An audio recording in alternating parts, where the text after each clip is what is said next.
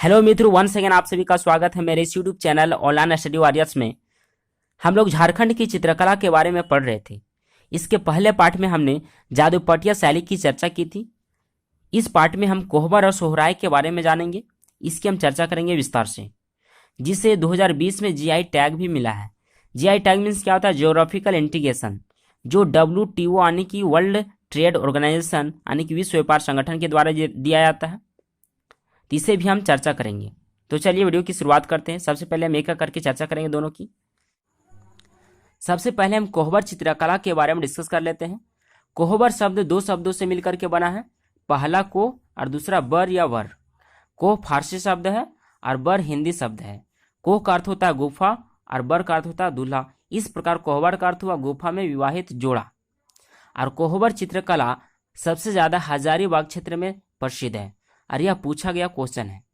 और कोहबर चित्रकला का जो विकास हुआ है यह गुफा चित्र से हुआ है, यानी कि कोहबर चित्रकला गुफा चित्र का भ्रंश है। इसकी विशेषताएं कौन कौन सी हैं? तो पहली इसकी विशेषता है कि यह चित्रकारी विवाह के मौसम में की जाती है। और विवाह का मौसम क्या होता है? जनवरी से जून। हम ऐसे भी पकड़ सकते हैं कि जो कोहबर का अर्थ क्या होता है? गुफा में विवाहित जोड़ा। और विवाहित जोड़ा कब आएगा? तो जब विवाह का मौसम होगा। और विवाह का मौसम कब से कब तक होता है? तो जनवरी से जून तक। दूसरी इसकी विशेषता है कि केवल महिलाओं और लड़कियों के द्वारा इसमें चित्रण किया जाता है। अब जितने सारे झारखंड में चित्रकारी किए जाते हैं उनमें से कोहबर ही एक ऐसा चित्रकला है जिसमें केवल और केवल महिलाओं के द्वारा या लड़कियों के द्वारा इसमें चित्रकारी किया जाता है। तो ये चीज़ आपको याद रखना है। अगली इसकी विशेषता है कि इसमें विभिन्न ज्यामितीय आकृतियों में फूल पत्ती, पेड़ पौधे एवं नर नारी प्रतीकों का चित्रण किया जाता है। यहाँ पे नर नारी प्रतीकों का इसमें विशेष रूप से चित्र मिलता है। ये भी आपको याद रखना है, काफी इंपॉर्टेंट है। अगली इसकी विशेषता है कि यह बिरहोर जनजाति में विशेष रूप से प्रचलित है और आज भी हजारीबाग क्षेत्र में यह चित्रकारी देखने को मिलता है। हालांकि गांव में भी, बहुत सारे गांव में भी यह देखने को मिलता है। और बिरहोरों के जो घर होता है उसे कुंभा कहा जाता है। क्या कहा जाता है? कुंभा।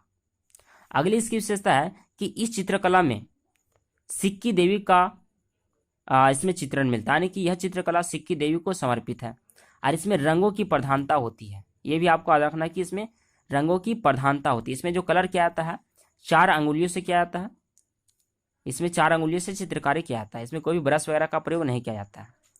अगली इसकी विशेषता है कि इसमें मुख्यतः पति पत्नी के संबंधों का चित्रण किया जाता है। जैसे पत्नी खाना बना रही तो पति कुछ काम कराती, इस प्रकार से कुछ संबंधों का इसमें चित्रण किया जाता है। ये हो गया इसकी विशेषताएं।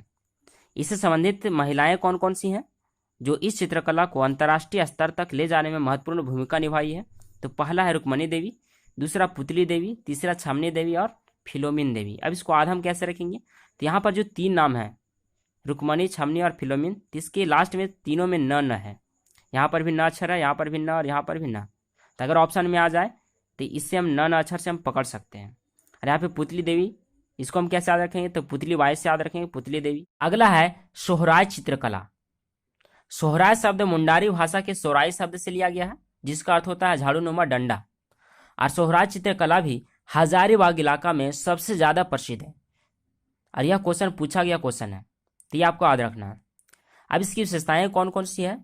तो सोहराय चित्रकला सोहराय पर्व से जुड़ी चित्रकारी है, जो कार्तिक महीना की अमावस्या के दिन, कन्फ्यूज यहाँ पे मत होइएगा, कार्तिक महीना की अमावस्या के दिन होता है, उस दिन मनाया जाता है। सोहराय पर्व पशुओं को श्रद्धा अर्पित करने का पर्व है। आप देखते होंगे गांव में कि दीपावली के एक दिन बाद, यह दीपावली के एक दिन बाद ही मनाया जाता है।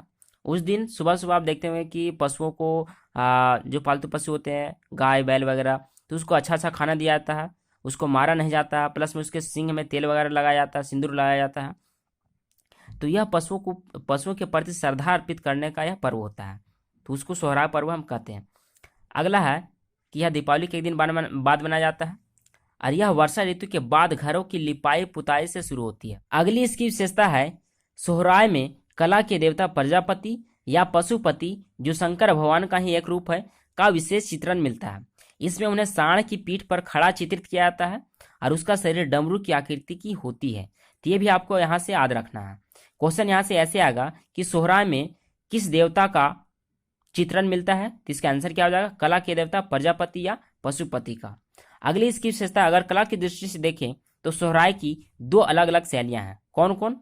पहला है कुर्मी सोहराय और दूसरा मंजू मंजू होगा यहाँ पे। और इसमें भी रंग की प्रधानता होती है। कोहबर में भी हमने बताया था कि उसमें भी रंग की प्रधानता होती है और इसमें भी रंग की प्रधानता होती है। इससे संबंधित व्यक्ति कौन है? तो हेरेन ठाकुर। उन्होंने छोटा नागपुर के क्षेत्र में इस कला का ज्यादा विकास किया है और मुख्य रूप से हजारीबाग क्षेत्र में। और हेरेन ठाकुर ही छोटा Nagpur art research and development society की स्थापना की है। यहाँ से एक चीज और याद रखना है कि झारखंड सरकार द्वारा झारखंड की चित्रकला के विकास के लिए झारखंड कला मंदिर की स्थापना की है। अब यहाँ से कन्फ्यूजन ये होगा, ऑप्शन में दे देगा झारखंड कला संस्था, झारखंड कला विद्यालय या झारखंड कला स्कूल। इस प्रकार से यहाँ से ऑप्शन में कन्फ्यूजन आ सकता है। तो यहाँ पे याद रखना मंदिर, झारखंड कला मंदिर की स्थापना किसने की है? तो झारखंड सरकार द्वारा यह किया गया है और झारखंड के सभी चित्रकला के विकास के लिए। तो ये चीज़ आपको याद रखना है। तो आज के लिए बस इतना ही। हम अगली वीडियो में इसके बाकी बचे चित्रकला का डिस्कस करेंगे। अगर वीडियो अच्छी लगी तो वीडियो को लाइक और शेयर जरूर करें और चैनल को सब्सक्राइब करना ना भूलें और सब्सक्राइब कर बेल आइकन जरूर प्रेस कर लें।